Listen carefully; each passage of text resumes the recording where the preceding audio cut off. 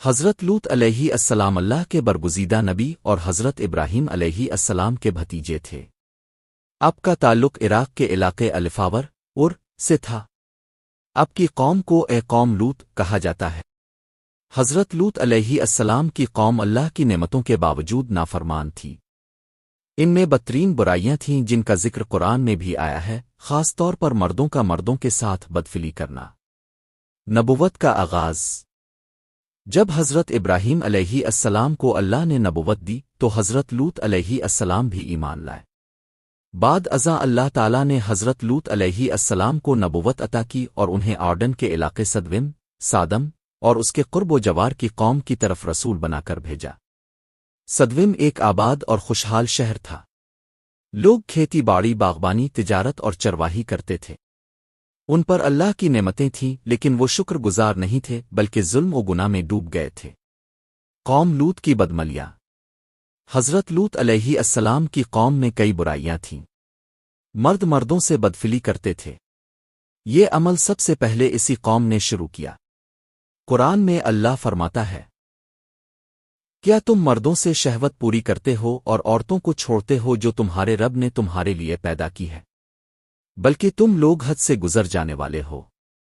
الشعراء 165-166۔ راگیروں کو لوٹنا۔ مسافروں پر ظلم کرتے، ان کا مال چھین لیتے اور تنگ کرتے تھے۔ مجالس میں فحش گوئی اور مذاق۔ راستوں پر بیٹھ کر فحش باتیں، بے حیائی اور قہقہے لگاتے تھے۔ بدترین بدامنی۔ ان کے دلوں سے خوف خدا نکل چکا تھا۔ حضرت لوط علیہ السلام کی دعوت۔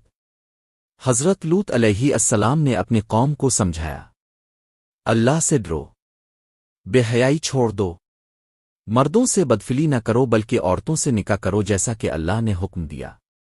اللہ کی نعمتوں پر شکر کرو۔ لیکن قوم نے جواب دیا، اے لوط، اگر تم باز نہ آئے تو تمہیں اپنی بستی سے نکال دیں گے۔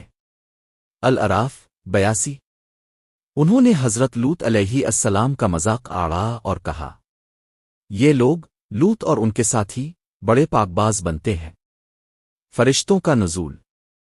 جب اللہ کا عذاب طے ہو گیا تو حضرت ابراہیم علیہ السلام کے پاس سب سے پہلے 3 فرشتے جبریل، میکائیل، اسرافیل خوبصورت جوانوں کی شکل میں آئے۔ انہوں نے حضرت ابراہیم کو بیٹے اسحاق کی خوشخبری دی اور بتایا کہ وہ قوم لوط کو ہلاک کرنے جا رہے ہیں۔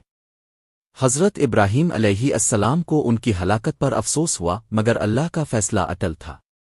پھر یہ فرشتے حضرت لوط علیہ السلام کے پاس سدوم پہنچے۔ وہ خوبصورت نوجوانوں کی شکل میں آئے تاکہ قوم کا امتحان لیا جائے۔ حضرت لوط علیہ السلام بہت گھبرائے کیونکہ وہ جانتے تھے کہ ان کی قوم کیسے درندہ صفت ہے۔ قوم کا مطالبہ۔ جب قوم کو پتہ چلا کہ حضرت لوط علیہ السلام کے مہمان آئے ہیں، وہ خوشی سے دوڑتے ہوئے آئے اور کہا، اے لوط، آج تو ہمارے لیے بہت خاص موقع ہے، انہیں ہمارے حوالے کر دو۔ حضرت لوط علیہ السلام نے کہا، یہ میرے مہمان ہیں، اللہ سے ڈرو، مجھے رسوا نہ کرو۔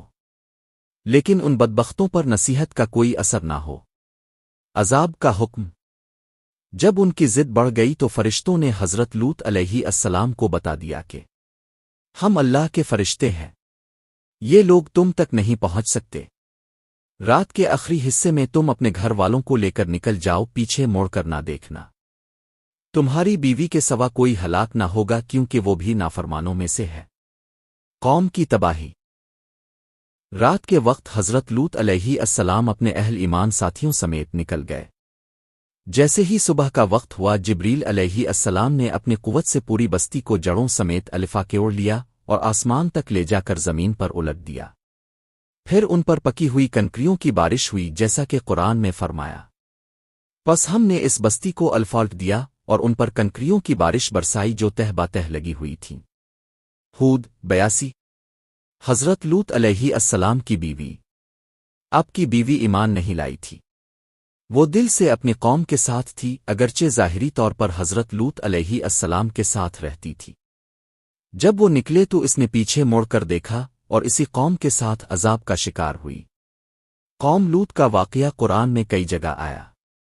سورہ ہود، سورہ الاعراف، سورہ الحجر، سورہ الشعراء، سورہ النمل، سورہ عنکبوت، سورہ الصافت، سورہ القمر۔ یہ سب ہمیں بتاتی ہیں کہ اللہ کی نافرمانی کرنے والوں کا انجام کتنا دردناک ہوتا ہے۔ واقعے کے اہم اسباق: بدکاری اللہ کے نزدیک سخت ناپسندیدہ عمل ہے۔ مردوں کا مردوں سے تعلق فطرت کے خلاف اور عذاب الہی کو دعوت دیتا ہے۔ ظلم اور بے حیائی معاشرے کو تباہ کر دیتی ہے۔ ان کی بستی خوشحال تھی مگر ان کے اعمال نے سب کچھ ختم کر دیا۔ پیغمبر کا گھرانہ بھی اگر نافرمان ہو تو عذاب سے نہیں بچ سکتا۔ حضرت لوط علیہ السلام کی بیوی بھی ایمان نہ لانے کی وجہ سے ہلاک ہوئی۔